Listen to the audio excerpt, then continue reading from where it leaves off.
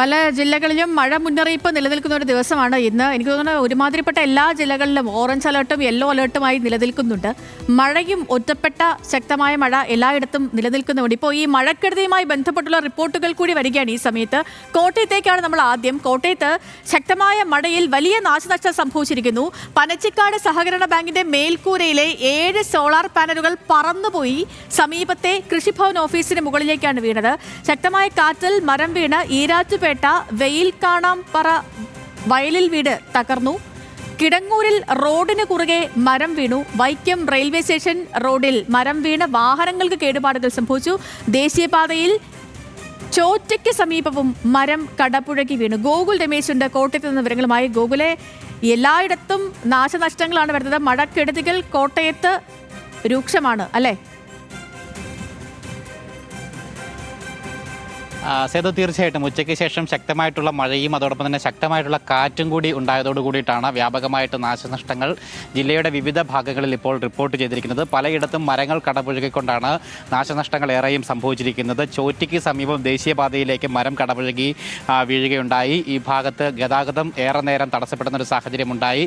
ഭാഗ്യത്തിനാണ് വാഹനങ്ങൾക്ക് മുകളിലേക്ക് ആ സമയം മരം വീഴാതിരുന്നത് എന്നുള്ളത് അവിടെ കണ്ടുനിന്ന ആൾക്കാർ നമ്മളോട് പറയുകയുണ്ടായിട്ടുണ്ട്. അരമണിക്കൂറോളം ഈ പ്രദേശത്ത് ഗതാഗതം നിലച്ചു. ഫയർഫോഴ്സ് കാഞ്ഞിരപ്പള്ളിയിൽ നിന്നെത്തി മരം മുറിച്ചു മാറ്റിയതിനു ശേഷമാണ് ഗതാഗതം പുനഃസ്ഥാപിക്കാനായിട്ട് സാധിച്ചത്. അതോടൊപ്പം തന്നെ ഈ പനച്ചിക്കാട് സഹകരണ ബാങ്കിൻ്റെ മുകളിലുണ്ടായിരുന്ന 7 സോളാർ പാനലുകൾ ശക്തമായിട്ടുള്ള കാറ്റിൽ പറന്നു പോവുകയുണ്ടായി. പറന്നുപോയി സമീപത്തുള്ള കൃഷിഭവൻ ഓഫീസിൻ്റെ മുകളിലേക്കാണ് വീണത്. ഈ കൃഷിഭവൻ ഓഫീസിൻ്റെ സീലിംഗ് പാനലുകൾ പൂർണ്ണമായിട്ടും ഇതുമൂലം തകരുകയും ഒക്കെ തന്നെ ചെയ്തിട്ടുണ്ട്. അവിടെയും ആളപായം ഉണ്ടാകാതിരുന്നത് ഭാഗ്യം കൊണ്ടാണ് എന്ന് തന്നെ നമുക്ക് പറയാനായിട്ട് സാധിക്കും. അതോടൊപ്പം തന്നെ ഈരാറ്റുപേട്ട വെയിൽ കാണാംപാറയിൽ ഒരു വീട് പൂർണ്ണമായിട്ടും തകർന്നിട്ടുണ്ട്. മരം വീടിൻ്റെ മുകളിലേക്ക് കടപുഴകി വീണുകൊണ്ട് ജോർജ് എന്ന് പറയുന്ന ആളുടെ വീടാണ് പൂർണ്ണമായിട്ടും തകരുകയുണ്ടായത്. ഇവിടെയും വീട്ടുകാർക്ക് പരിക്കേൽക്കാതെ രക്ഷപ്പെടുകയാണ് ഉണ്ടായത്.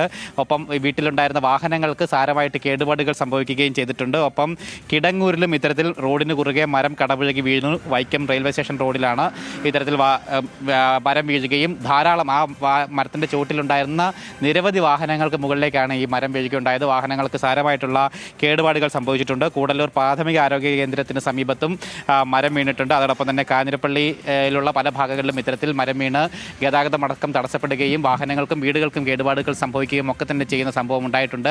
എന്തായാലും ശക്തമായിട്ടുള്ള മഴയും കാറ്റും ജില്ലയുടെ പല ഭാഗങ്ങളിലും ഇപ്പോഴും തുടർന്നുകൊണ്ടിരിക്കുകയാണ്. പ്രത്യേകിച്ച് ഈ മലയോര മേഖലകളിലൊക്കെയാണ് ശക്തമായിട്ടുള്ള കാറ്റ് ഉച്ചയ്ക്ക് ശേഷം ഉണ്ടായത്. എന്തായാലും ജാഗ്രതാ നിർദ്ദേശം ഇവിടെ ഈ ഭാഗങ്ങളിലെ ആളുകൾക്കൊക്കെ കൃത്യമായിട്ട് ജില്ലാ ഭരണകൂടം മടങ്ങിയെത്താം. മഴക്കെടുതിയുമായി ബന്ധപ്പെട്ടുള്ള വിവരങ്ങൾ നൽകുകയായിരുന്നു ഗോകുൽ കോട്ടയത്ത്. ഇപ്പോൾ